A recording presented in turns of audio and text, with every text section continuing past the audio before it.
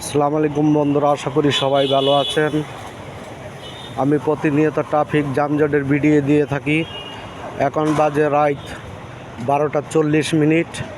যেই রাস্তা দিয়ে 64টা জেলার গাড়ি যাতায়াত করে, এই রাস্তাটা রাত দিন 24 ঘন্টায় ট্রাফিক যানজট, গাড়ি ঘোড়া লেগেই থাকে। ভিডিওটা দেখেন প্লিজ।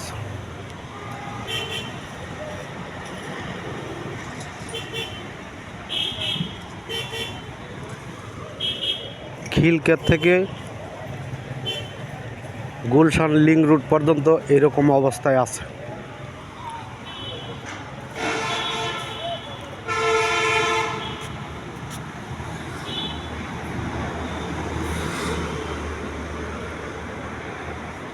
এই ট্রাফিক জ্যাম যে কখন ছুটবে কেউ জানে না।